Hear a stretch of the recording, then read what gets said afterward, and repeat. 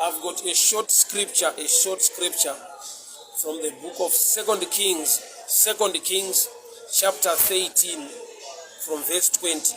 Second Kings chapter 13 from verse 20.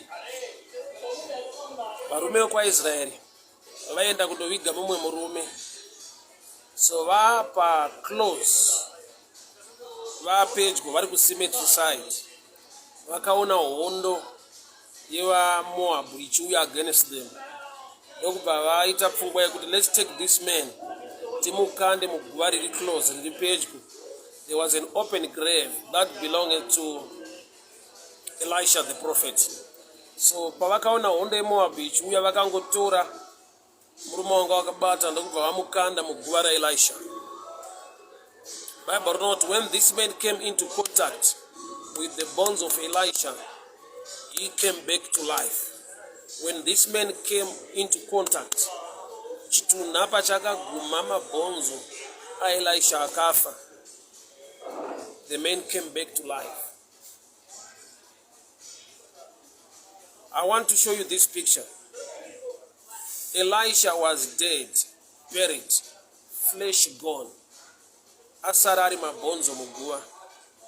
Murume uyu wanga afa. Ndokubva akandwa muguva iri. Paakaguma mabhonzo emuprofita anga akafa, he came back to life. Zvoreva kuti pane zvinhu zviviri zvisiri kushanda panapa. A dead man and the bones of Elisha. Zvese zviri lifeless. But there was an anointing yakaita give life to this man akakandwa muguva. Yet let's take a look at this picture. The bones of a dead prophet and this man who was dead. Pazvakava into contact, pane upenyu hwakadzorerwa hwakaitwa restore. Which means there are times ekuti situation yawasangana nayo iri kukuparidzira, iri kukuudza, mamiriro ezvinhu ari kukuudza kuti hapasisina, waparara, hauna kwaunoenda, hapana chinobuda. But Mwari une tsika yekuvanza life muzvinhu zviri lifeless.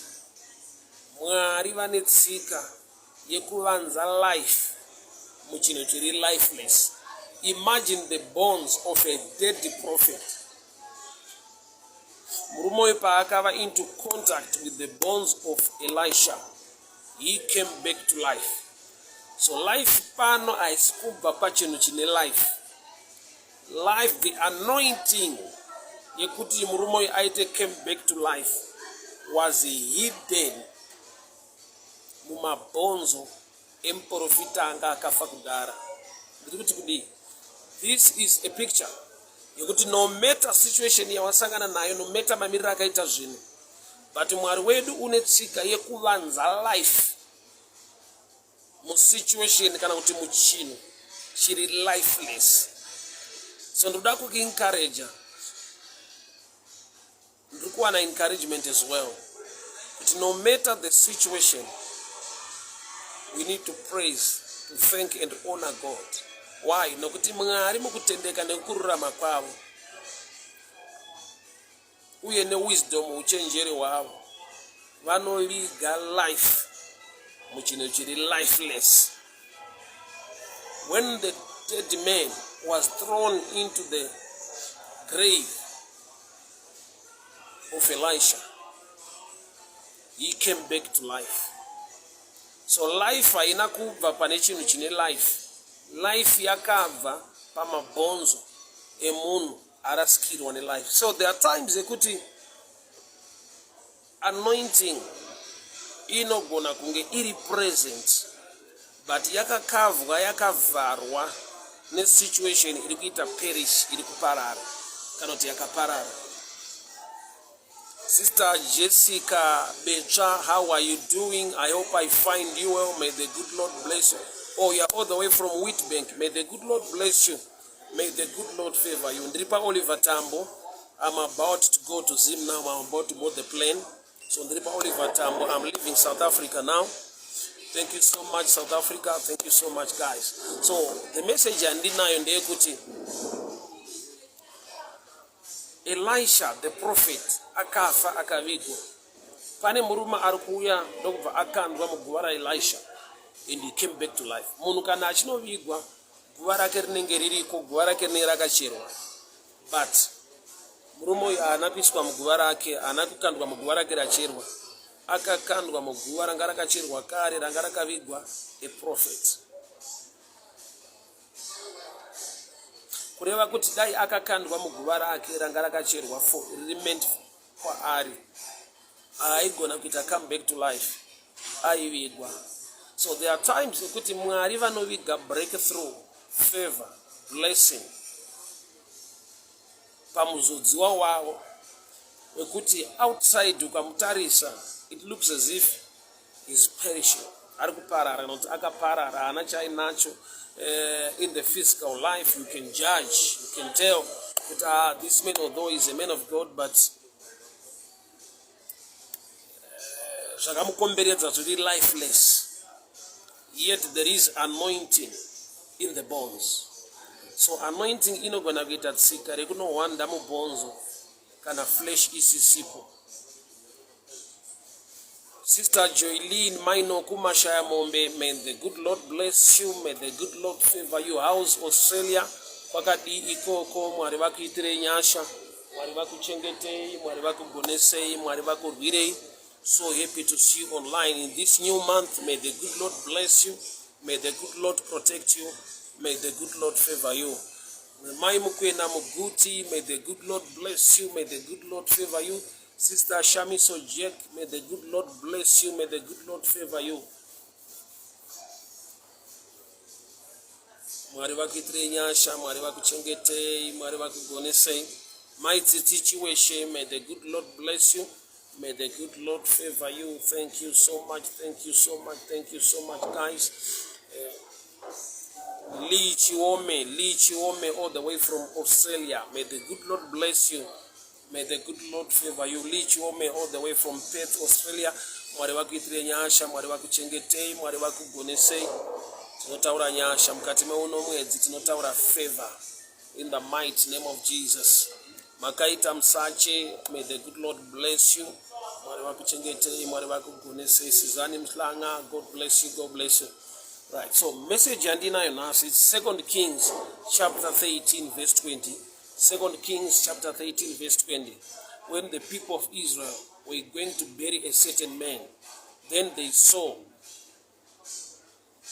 an army of the Moabites coming against them. Then they decided to throw the dead man into another man's grave. So it happened that they threw this man into the grave of Elisha.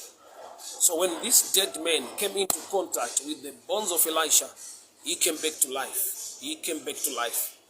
So Mwari une tsika yekuvanza life. Mochinhu chinoita sekunge kana chinhu chiri lifeless. Life yako semamirira yakaita. There is something good, better and greater inside you, chiri hidden. Pane chirimo. So andina kunzwa kuti Elisha ndiye akavhura guva rake. He was a dead man anyway, haigona kuvhura guva rake kana vanhu vakaenda kunochera kunofukura guva rake. Bazvinongo dzine shoko pavakaya kuzoviga murume vakamukanda muguva ranga rakashama, which means opportunity, favor and blessing is always open. The real push factor yakaita kuti vanhu vagone kukanda munhu muguva raElisha vakaona hondo ichiuya. So there are challenges that come against you, but ari challenges anova a push factor for your miracle to happen. I don't know if you can hear me. Kune challenges anouya mu life iri a push factor yarongwa naMwari nokuti murume uyu haana kukandwa muguva iri by choice. The real choice was to bury this man. Vaida kuliga murume uyu by choice, no respect. But when they saw the Moabites coming, they had no choice, no option. Vakati let us run away, ngatitize ine upenyu hwedu. So murume uyu wakakandwa. So the push factor ihondo iri kuuya iri kutrigger the miracle yemurume uyu to come back to life. So there are challenges in life that will come your way, not to destroy you, but to see you rising. There are challenges that can come in life, not to kill you, not to destroy you, but are push factors so that you can bounce back. So kune munana wako wekuti augone kupinda mauri by choice, unopinda mauri ne rejection. Bible wrote they threw this man. In other words, they dumped this man. So the dumping yanga yakatakura the miracle. So there are times there are people who dump you, there are people who ignore you, there are people who do a lot against your life, but shingo resemble the dumping or throwing you away. But it a push factor, it a push factor. Kurukuronga kwa Mwari kwekuti iwe ugone kusangana nemunana wako. There are blessings. Mukatarisa vana veIsraeri vachibuda, vabuda mu Egypt vasvika pa Red Sea. Crossing sea, it's not an easy thing. Nyangwe Moses wanga wapatsanura the Red Sea, but Mwari vakatendera the Egyptians to follow.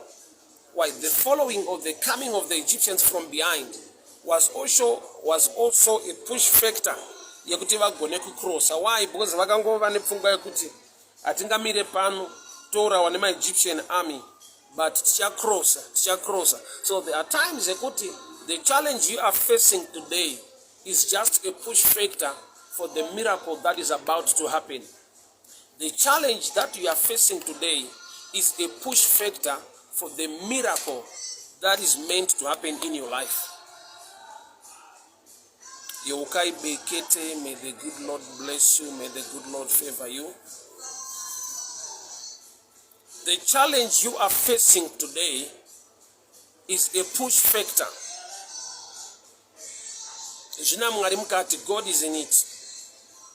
Why? Because your miracle yako aiuye nekuti vanhu vakubata zvakanaka.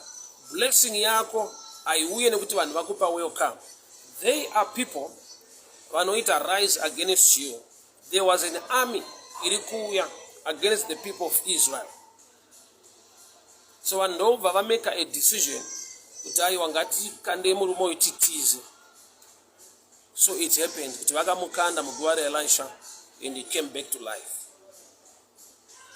Imwe version inoti kana chimwe chirungu chinoti they dumped this man, they threw him, vakamukanda vakamudhampa, but pavamukanda vamukanda mune munana wake. Nokutula Sibanda, how are you doing? How's Dar Salam? May the good Lord bless you. May the good Lord bless you. Ndofunga wako gona kutaura Swahili. Bwana asifiwe. Bwana asifiwe, meaning praise the Lord. May the Lord be praised. Bwana asifiwe.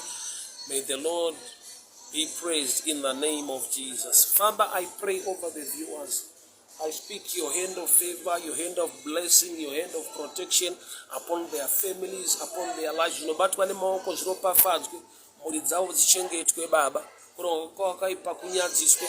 Ndataura breakthrough, ndataura favor, ndataura success in the mighty name of Jesus, in the mighty name of Jesus, in the mighty name of Jesus. Mwari wenyasha vakudzwe, Mwari wenyasha vakuchengetei, Mwari wenyasha vakugonesei, Mwari wenyasha vakurwirei. God bless you, God bless you, God bless you. So don't worry about what's happening in your life. This is a prophetic message and I don't know whom I'm talking to, but ndinoziva kuti Mwari kana vaunza shoko ravo avatume shoko ravo pasina. The challenge you are facing today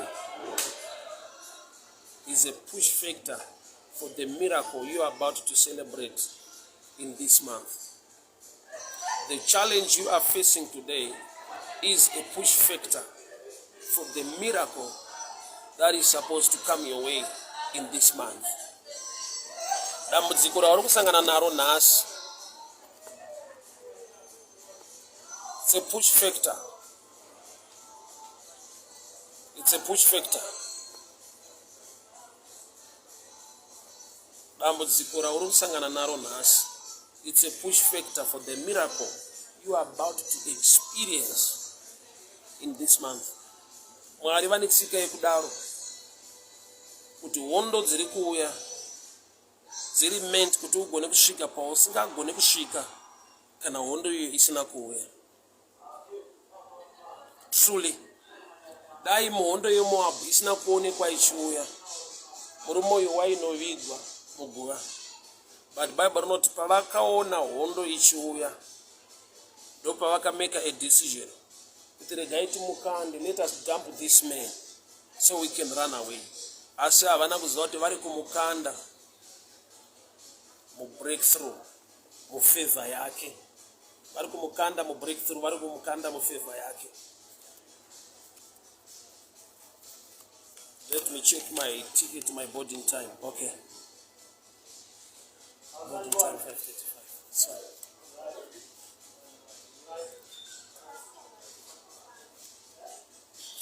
A good morning to you. Deliwe Kwena, how are you doing? How are you keeping? So there are challenges zinouya against you,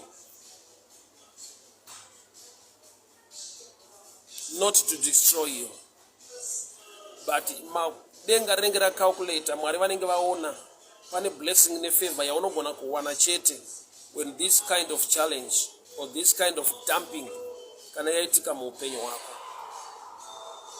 There are people in life vaka experience a divorce. There are people in life vaka experience kudzingwa pabasa. There are people in life vaka experience a different form of rejection. Vakachema vakadai mwari andiwanira nyasha, dai mwari vandirwira. God works in mysterious ways.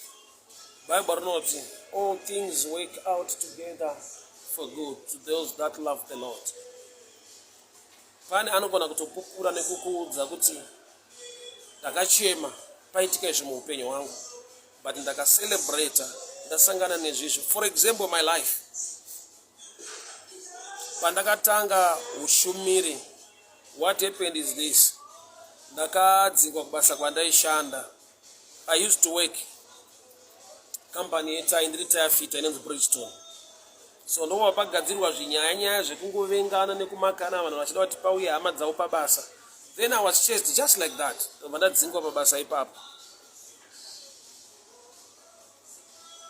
But now today, ndikatarisa iyo, it was a push factor, it was a move ine chekuita necalling muupenyu hwangu. Andaigona kuva mushumiri, an evangelist in the streets, uri munhu ari kuenda kubasa. So to discover the evangelist in me, the push factor was rejection. I was rejected, I was chased away, I was dumped. Yet zvakandiisa muway yekuti ndigone kusangana nezvimwe zvinhu zvikuru zvairongwa naMwari muupenyu hwangu.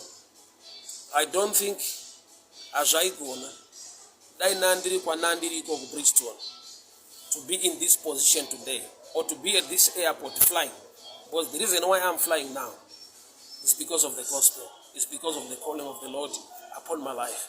But calling wakai discover, say, there was a challenge, there was a push factor. I became so sick, maybe because of stress. I was stressed.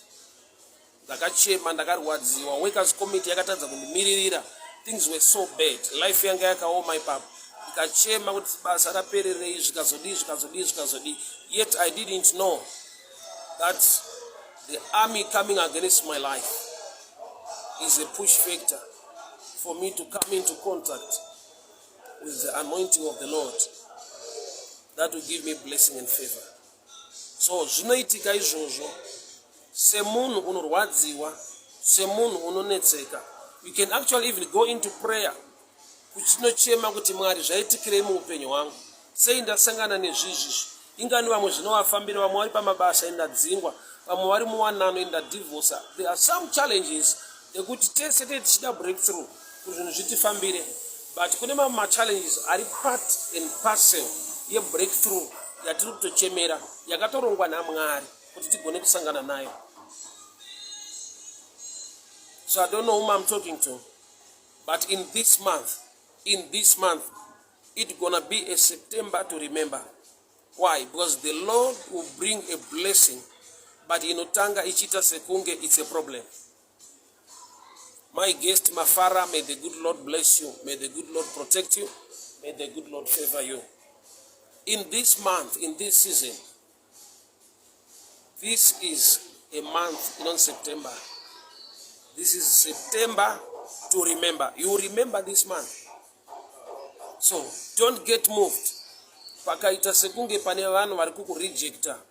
Continue to believe and trust in the Lord. Moyo wako ngauve pakutenda uye nekunamata Mwari nekurumbidza Mwari nguva dzose. Why? The best way to fight your enemy is continue to worship and honor God and ignoring what they are saying. I'll show you this picture.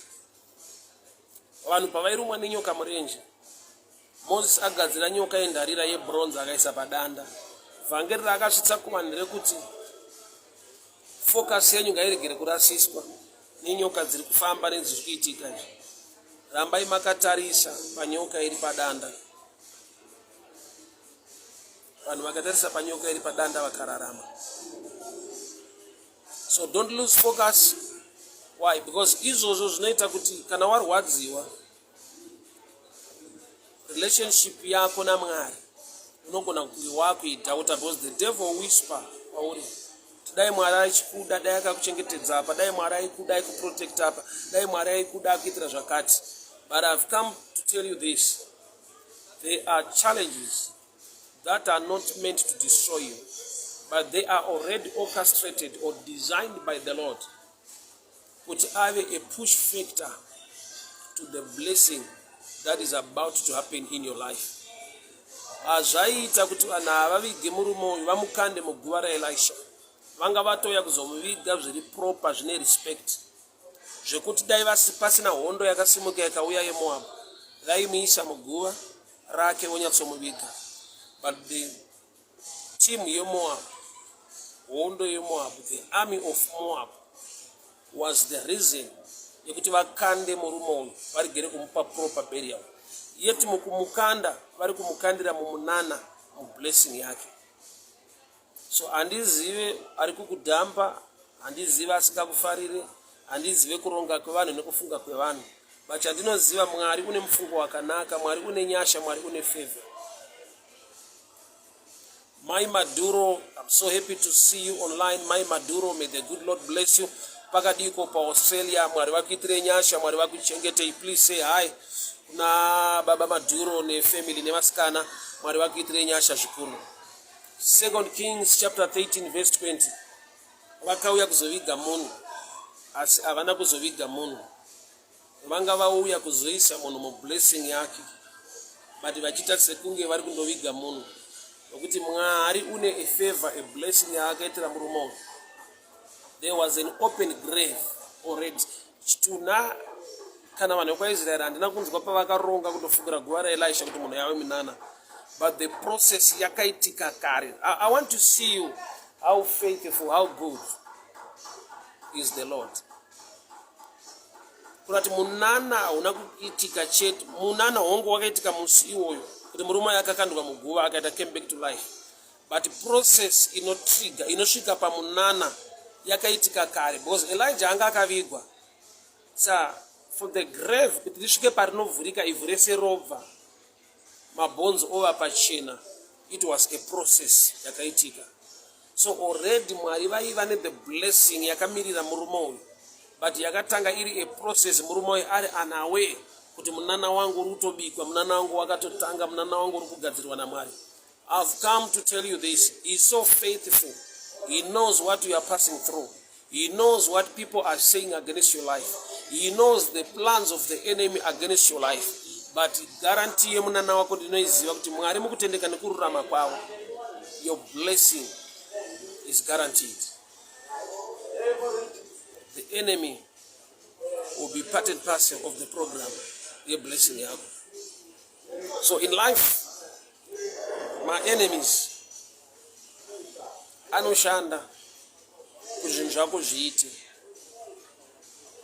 Hakuna kuronga kwevanhu, hakuna enemy ine a plan inogona kudisturb the plan of God against your life. May the good Lord bless you. May the good Lord favor you. I'm going to board the plane now. Musikere munyasha hama dzangu, Mwari vakuchengete, Mwari vakurwirei, Mwari vakugonese. Yeah, I'm about to board the plane to go back to Zim. I was here in South Africa for almost 2 weeks. Hey, I miss my boy Divine. I miss my boy Divine. I miss my boy. I'm sure he's gonna be happy. Divine in Chafaranas. Hey, I miss my boy. A good day to you, people of God. A good day to you. A good day to you. A good day to you. Nyasha dziwanzwe. Ishe vakuchengetei kwese kwamuri. Mabasa enyu aropafadzwe. Mukomborerwe zvikuru. Remember, this is a September to remember. September to remember. The Lord would be in your life. In the mighty name of Jesus. In the mighty name of Jesus. The Lord will bless you. The Lord will protect you. The Lord will favor you.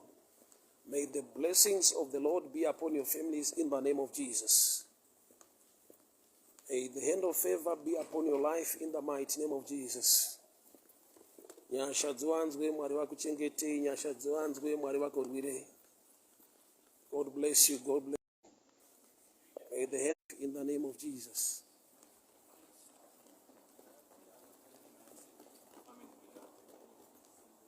Sister Nokutula, I'll give you the number here up. In my messages here up as per your request. I'll send it to you. God bless you. God bless you. God bless you. God bless you. May the blessings of the Lord follow you. May his favor and hand of protection be upon your lives in the mighty name of Jesus. Receive the blessing. Receive the favor. In the name of Jesus. Mukati meuno mwedzi wona kushaka kwaMwari muupenyu wako. Mwari vakurwirei, Mwari vakuchengete. In the name that is above every name. In the mighty name of Jesus. May the good Lord protect you.